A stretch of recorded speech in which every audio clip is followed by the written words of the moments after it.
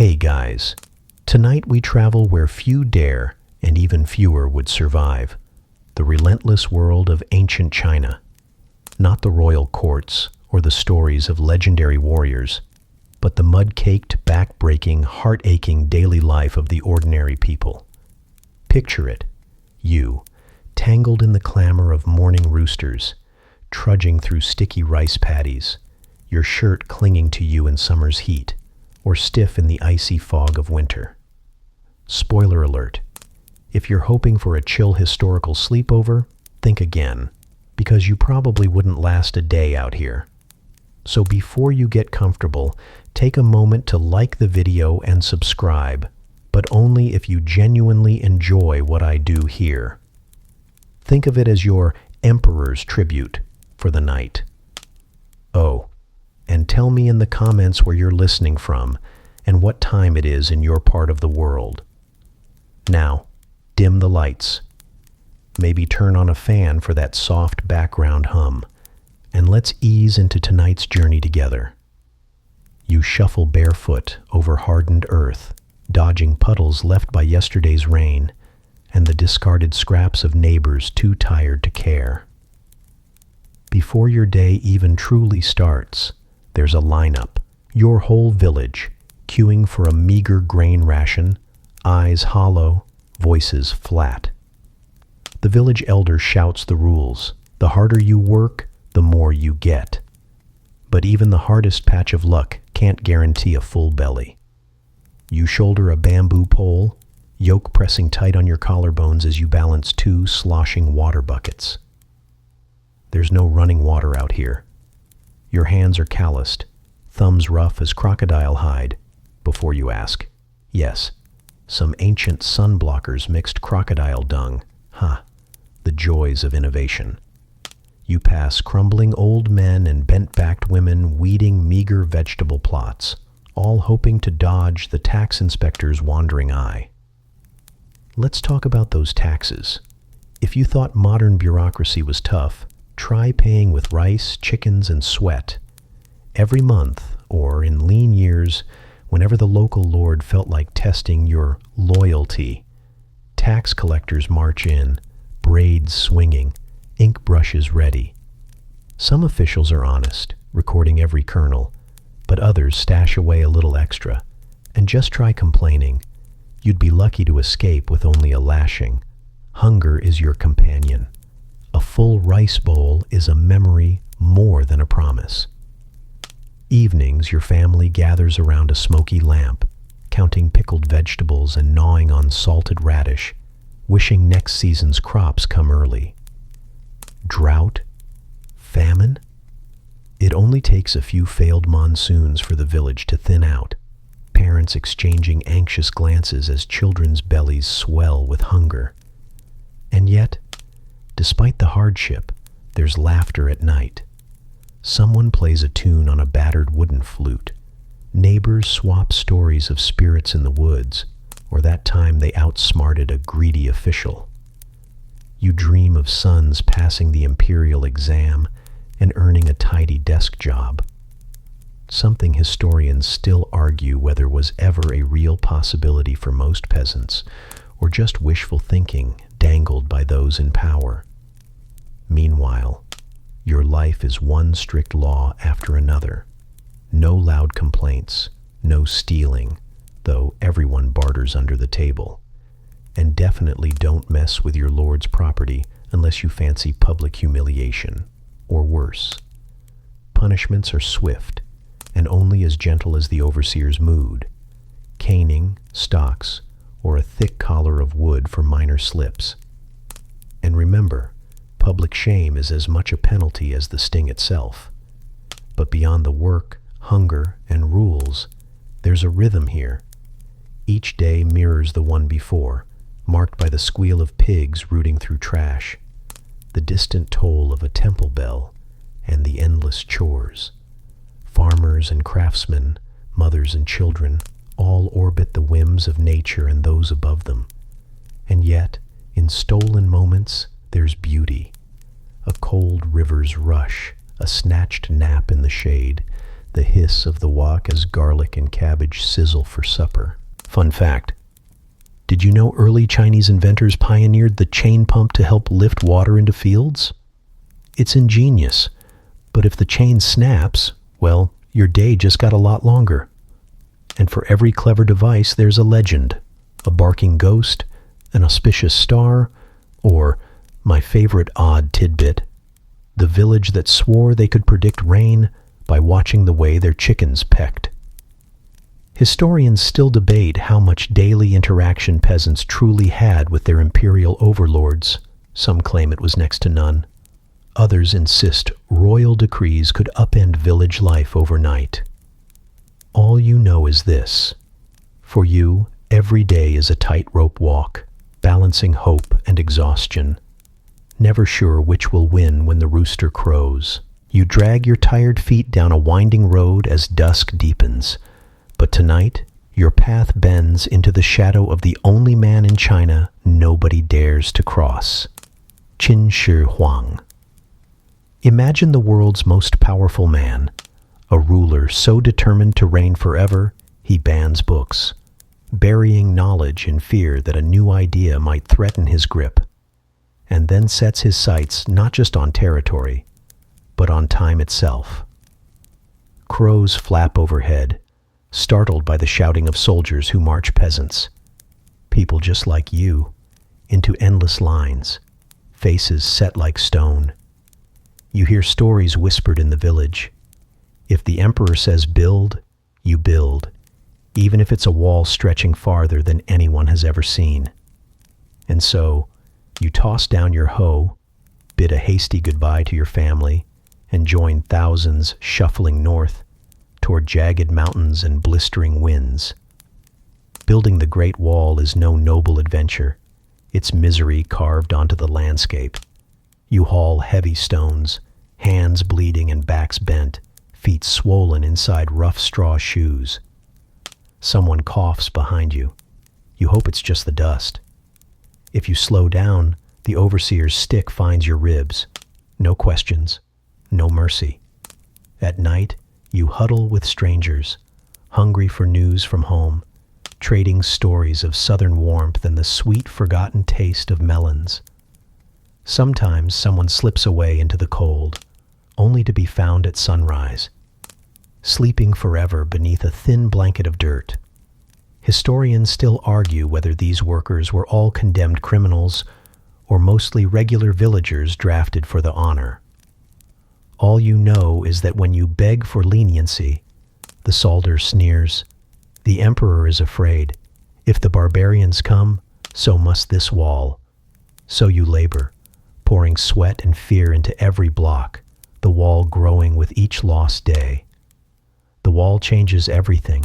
It slices through quiet hills, divides villages, even damming rivers in places, flooding fields that used to feed your family.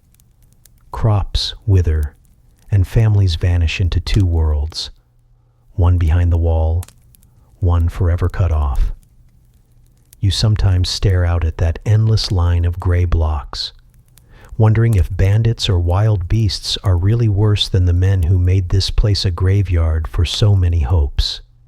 Qin Shi Huang is a ghost even to you, a shadow whose orders echo in the barking of soldiers and the silence of those who vanish.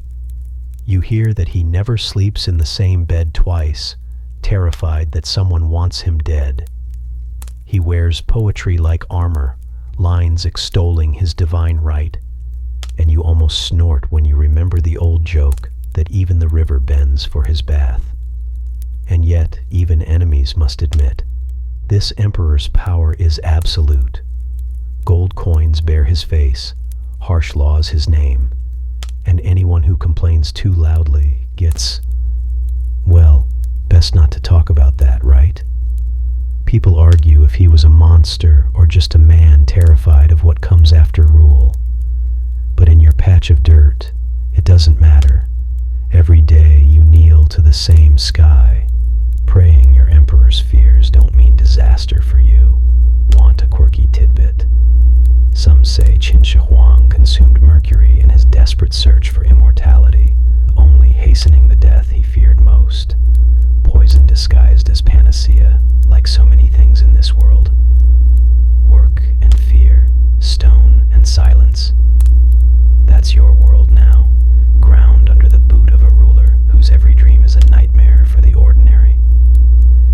torches flicker on the ramparts, you realize you are, for a fleeting moment, building something bigger than fear. A boundary holding unimaginable stories, etched with every heartbeat you spend in its shadow. Your feet remember the way home, through narrow lanes flanked by tilting mud brick houses, the air humming with news of the Emperor's tomb and the watchful eyes of terracotta soldiers. But tonight, your hunger leads you somewhere familiar. The rice paddies and meal lines that have shaped every day since you first learned to stagger beneath a water yoke. Here, the oldest rhythms of survival play on. Morning begins with the hollow pang of expectation. You join neighbors in the ration queue, each clutching a battered bowl, scanning for signs of extra grain. Who got lucky in the last harvest? Who's come up short? A tense shuffle as the village scribe ticks off names. Just enough for hope, never enough for satisfaction.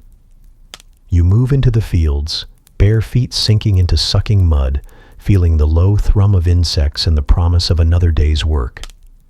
The rice grows in fat, glistening rows, every stalk a question mark. Will rain fall right this year? Will locusts hold off? You curse the monarchy a little, curse the weather more, but mostly, you just bend to the task, knowing that in the field, everyone's a gambler whether they admit it or not. Food shortages are a constant threat. When rain fails, rumors of distant famine trickle in on traders' tongues, faces strained from carrying secrets and salt. You remember a joke an old man told, "The emperor eats like an immortal, but we live on immortal patience." It's funny in a grim way. When the rice paddies dry, so do the smiles. Drought means creativity.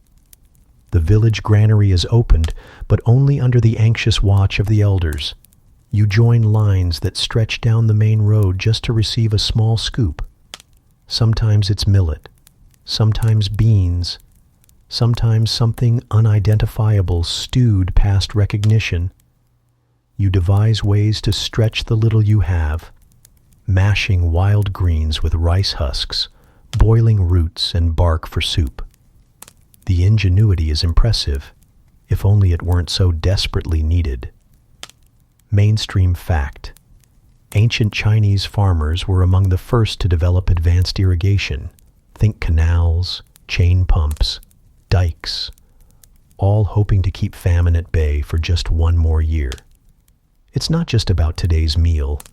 Every hut hides a stash of dried pickles, salted vegetables, brittle cakes meant for lean times. Some seasons you trade with passing merchants, tea for eggs, copper for grain, but always the taxman returns. He comes exacting tribute for the emperor, leaving less than you need. Some call it theft, others call it duty, yet everyone reaches the same conclusion: don't anger the collector. There's a whispered saying, better to lose a bowl today than your fingers tomorrow. Family dinners shrink in bad years. You share what little you have, spooning watery porridge into waiting mouths, telling each other stories to dull the hunger pangs.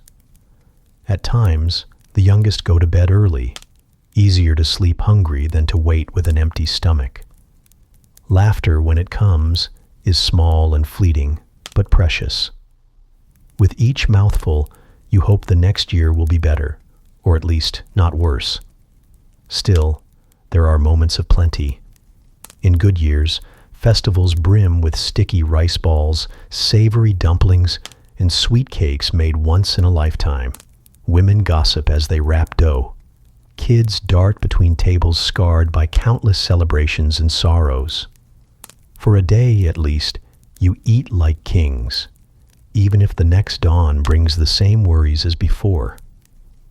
But always, rules hover like smoke. Your field may be confiscated for missing tax. Your meeting with the scribe can decide whether tonight is feasting or fasting. Historians still debate whether the local granaries ever truly helped the masses, or if they mostly became another tool for the powerful to tighten their grip. Here's an odd tidbit. Some extra paranoid villagers dry citrus peels and bury them near rice stores, convinced that this will confuse rice-thieving mice, or maybe just amuse bored spirits. Strange solutions for desperate times. And through all of it, the heat, the hunger, the worry, the cycle repeats. You trudge and hope, joke and grumble, sleep and awaken, each day forever shadowed by the promise and threat of food, or the lack of it. You and your neighbors become master improvisers, your lives defined by the paddy's yield and fate's fickle hand. Night edges in, and you're reminded that in Imperial China, the day's end doesn't guarantee safety. As dusk thickens, an edict, delivered by a pale-faced messenger on a battered horse, can change your life in a blink. Maybe it's an order to deliver extra rice, chase off bandits, or surrender your son for military conscription. Your heartbeat quickens. Everyone knows that the Emperor's word is law, and his reach is infinite. Palace edicts are mysterious, sometimes cruel, sometimes strangely arbitrary. You hear stories. A family made wealthy overnight because the emperor's astrologer swore their village was auspicious. A neighbor disappeared because an official misread a tax scroll. The sense is always the same. One signature and your fate's rewritten with no warning. After all, the emperor is a distant storm, sometimes darkening your village unexpectedly. Punishments, too, are harsh. You remember a time when a farmer, frustrated and desperate, dared to hoard a little grain. He was found and paraded through the market, wheel-bound, a wooden collar tight around his neck. Shame was often as crushing as the pain, and the message was clear: resist and suffer. Ironically, it's stories like these that make your neighbor's tiny rule-breaking, hiding a few duck eggs, trading with an outlaw peddler, seem almost daring. Mainstream fact: ancient Chinese justice was infamous for its speed and severity. 5 punishments was the phrase passed around the village, and not just in whispers. Flogging, amputation, exile, tattooing, and death. All possible outcomes for breaking the law. And these punishments applied to almost everyone, with little distinction between mistakes and real crimes. Quirky tidbit: there was a belief, half mocked, half feared, that writing the emperor's name carelessly could bring a fine, or worse. Folks used special strokes or symbols to avoid accidentally disrespecting his title. Old women even spun tales about paintbrushes snapping from fright. But sometimes the imperial whim is generous. You remember a merchant returning from the capital, cheeks flush with excitement. The emperor forgave taxes this year. The village celebrates. Real tears flow. For a brief moment, the air feels lighter, as if the old stone statues themselves are smiling. Still, everyone knows this kindness is as unpredictable as spring rain. Historians still argue about the true impact of these palace decrees. Some say they were merely ritual, meant to remind you of imperial power. Others insist that for the common folk, a single word from the throne could mean rescue or ruin. Villagers debate as they cook dinner, voices low but urgent. Did the emperor care, or was it all a performance for the officials and gods? The night grows deeper. The lamplight flickers, casting jagged shadows on the thin paper windows. You move more quietly, careful to finish chores on time, lest some hidden eye reports you to the local magistrate. Yet, beneath the fear, there is a kind of pride in your patience, a belief that if you keep your head down, life might flow on undisturbed for another day. Later, as your family huddles together, you whisper jokes about officials tripping on their own robes or a prince punished for sneezing during a royal feast. Small resistance, but resistance nonetheless. Around you, the dark is not silent. It hums with tension, risk, and hope. The ceaseless balancing act of survival under a throne's distant gaze.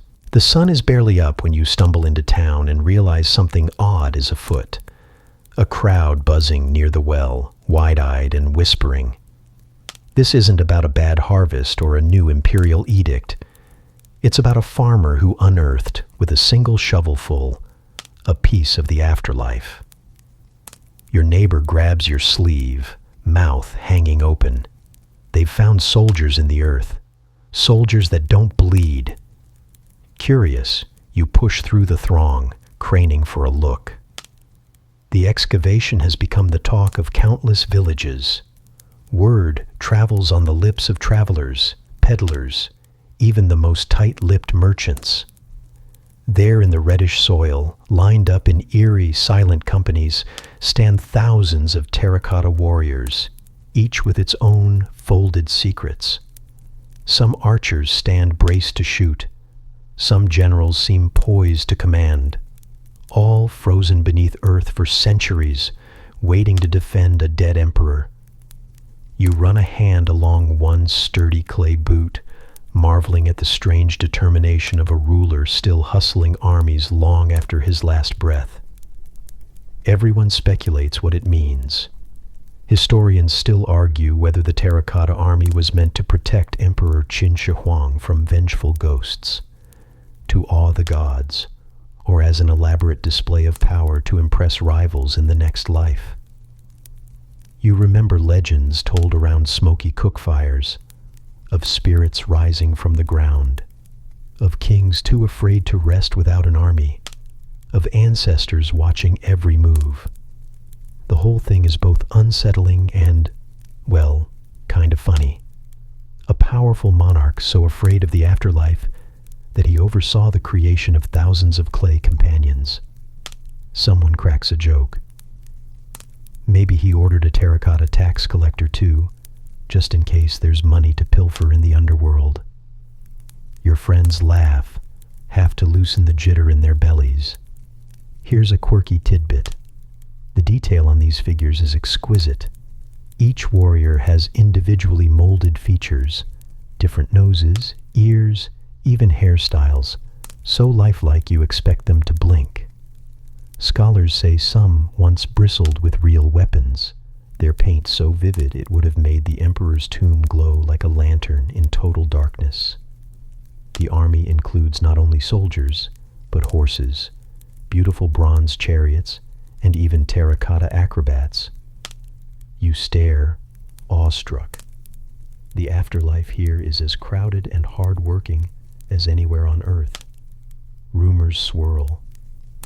Was it slavish devotion or terror that drove the workers to craft so many? Did some slip in their own faces secretly to be immortalized beside their master? And what about the men who built this hidden city? What did they think each night, sculpting soldiers who would never march? Even as farmers argue over the best way to till sticky soil, this ghostly garrison sparks debates your ancestors could never have imagined. Villagers joke in whispers. If the emperor needed all this protection in the next world, maybe he wasn't so sure of his job in this one. The quiet awe catches you too. As evening falls warm and sticky over Xianyang, you walk home lighter, wondering what else might be buried in these fields. What stories and secrets, what lost armies or forgotten names. For now, though, you fall asleep thinking of patient terracotta faces keeping watch, generation after silent generation. The days roll by in a haze of dirt and wary glances, a world far more tangled than the straight rows of rice or the rigid march of armies. You slip from the fields into the winding alleys, where the real challenge isn't just wrangling harvests or dodging imperial decree.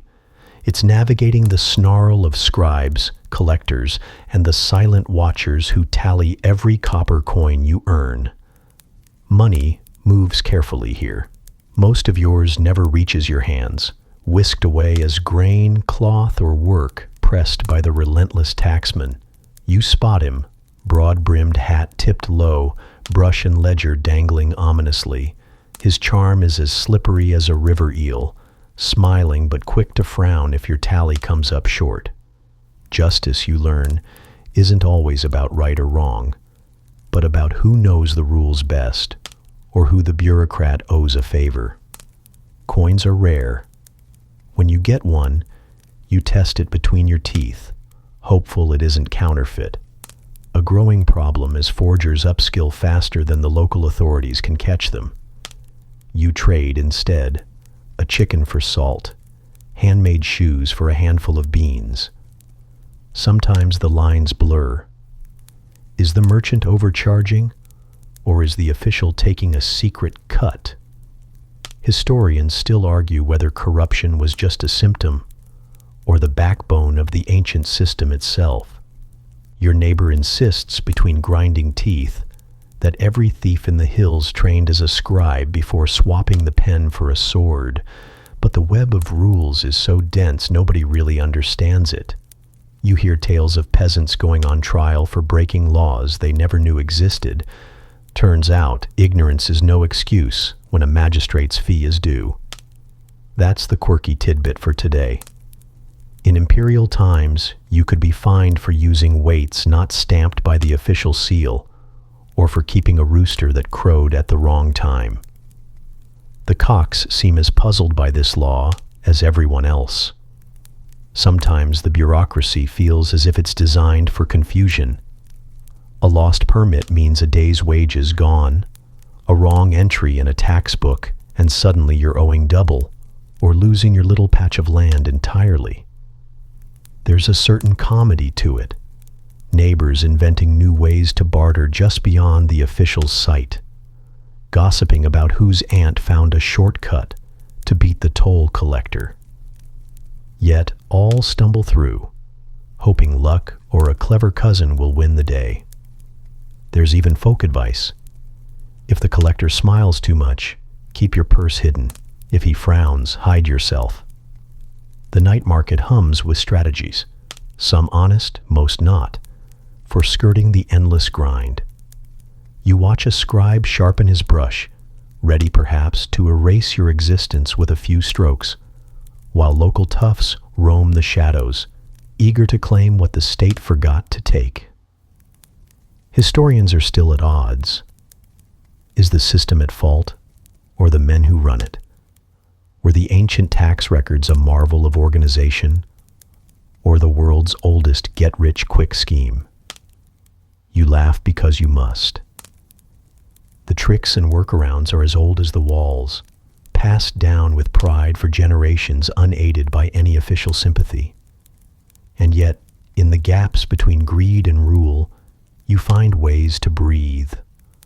A well-timed festival, a lucky roll of dice, or the generosity of a neighbor softens the edge.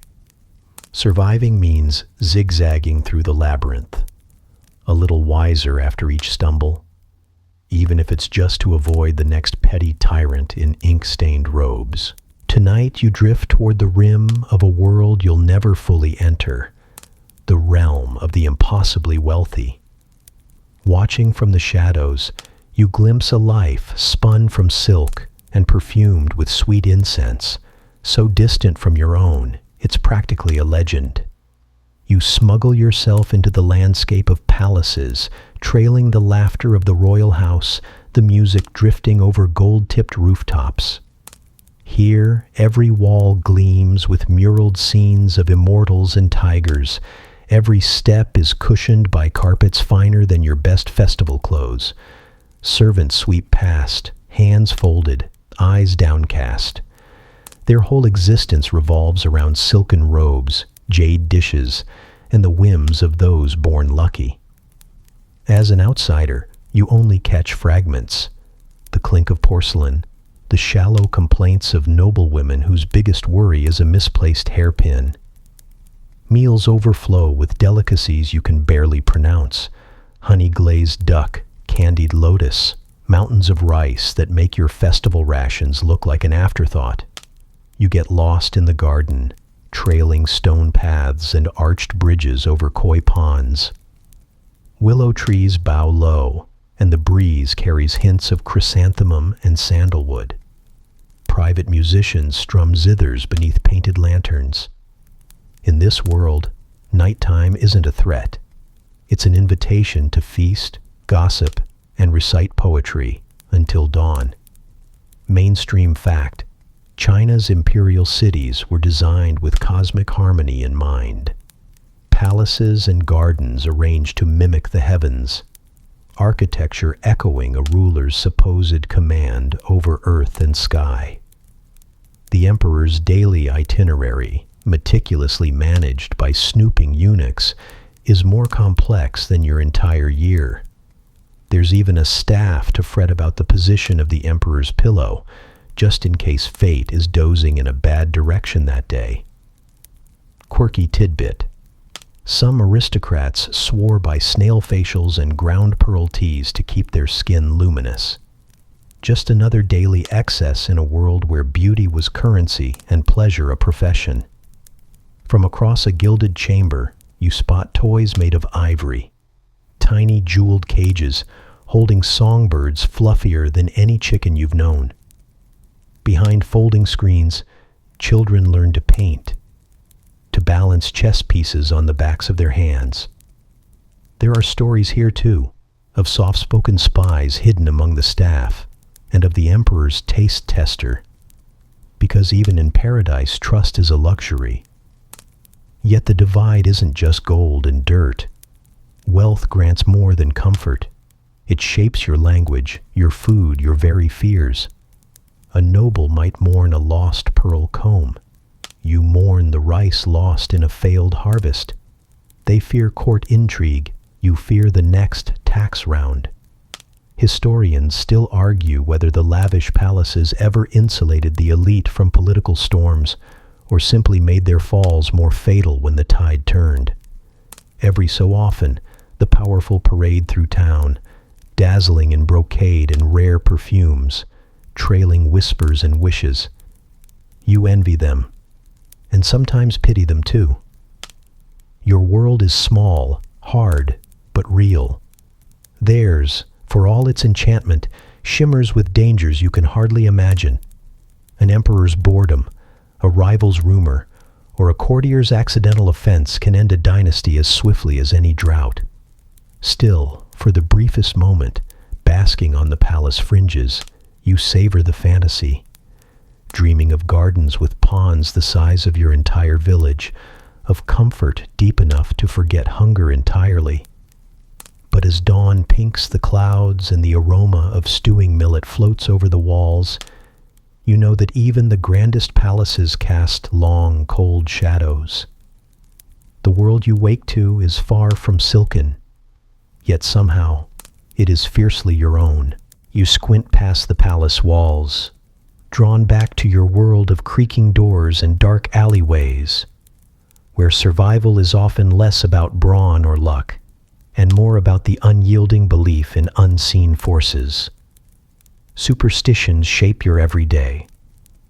A talisman against famine here, a whispered charm for health there.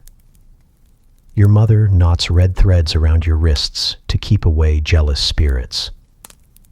Before you leave for the fields, you rub a jade pendant and spit 3 times, just in case something malicious lingers at the threshold.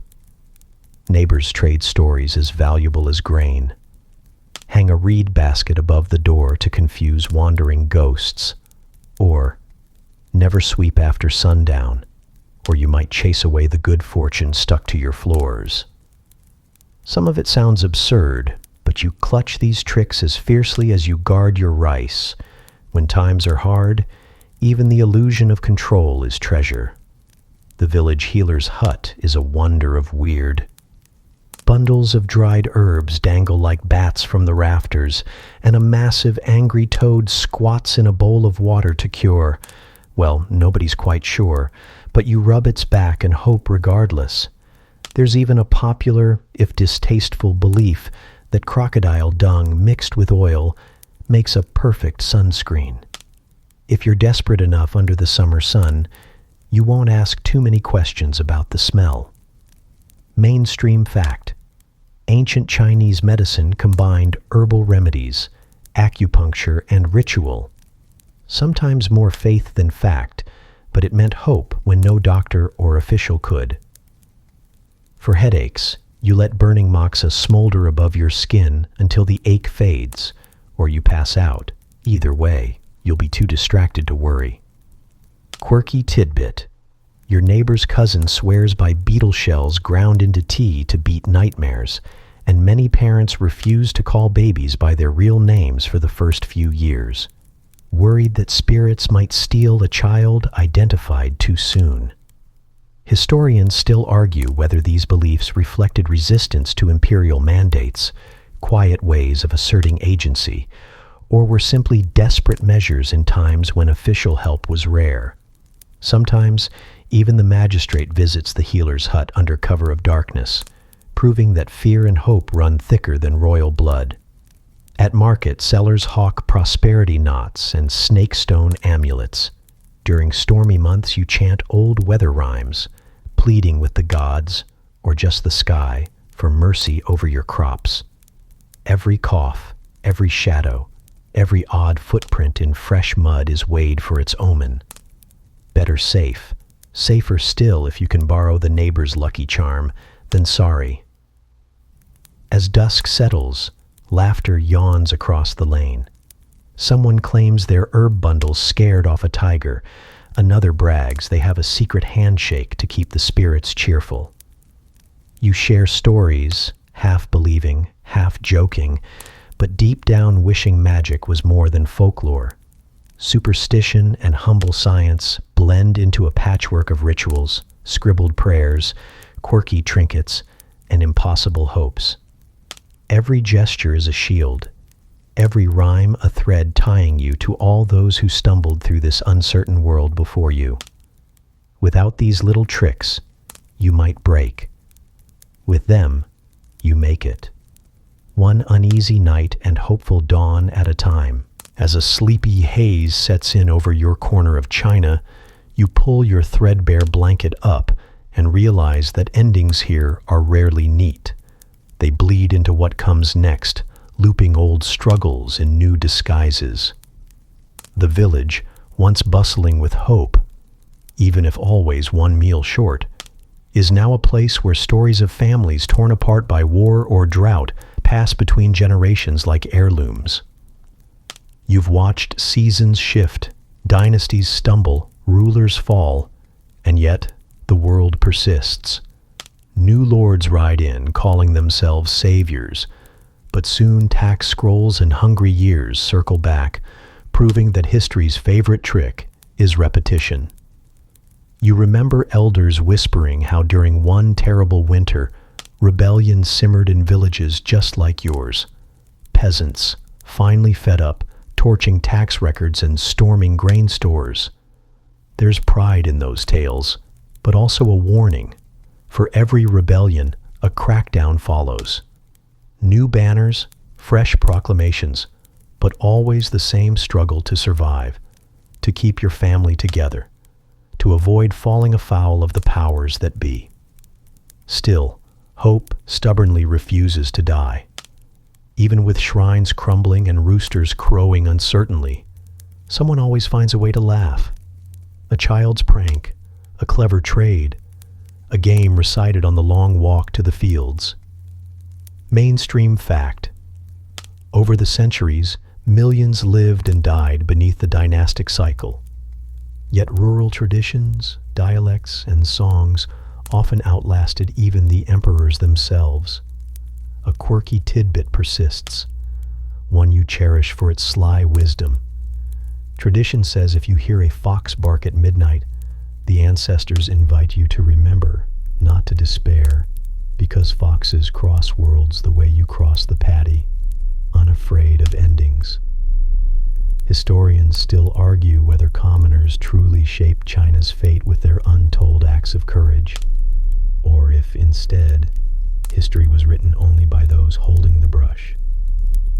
You suspect the answer, like everything here, is tangled. Kings may command, but it's the daily grind, the patient hope, the laughter in hungry times that truly keeps the world spinning. So you stretch, muscles aching but spirit intact, and watch dawn threaten again. The promise of change flickers in every sunrise, but the old patterns remain. Out here, years blend, families grow, and though empires crumble, the tale never truly ends, just circles back, each loop braided with the stubborn will to live. Word count, 1 of 76, wind down. The night stretches its velvet across rooftops and fields, cool and quiet. Air a gentle whisper through the swollen river reeds. Close your eyes and let what's left of the day dissolve. The clatter of bowls, distant calls echoing against stone, the sleepy rhythm of your own breath. You are safe here, far from the weight of lords and the shuffle of collectors, tucked in the soft core of custom, superstition, and memory, where worries drift like smoke out an open window. Breathe in the scent of tilled earth and last night's rain. Listen how shadows slide across the lane, softening everything they touch. How a lone cricket keeps tempo for your slow journey out of waking. Let your mind find the quiet between stories, the hush where heartaches dim, chores vanish, and only peace lingers. Imagine the slow fade of lantern light, voices blending into a gentle hush as neighbors slip behind rice paper doors. Picture fields floating by beneath a silvered sky, comfort thick as a down pillow, the hush of ancestors humming you to rest. Out here, history's burdens lighten, and the pulse of hope beats gentle, strong, and endlessly. Just relax now.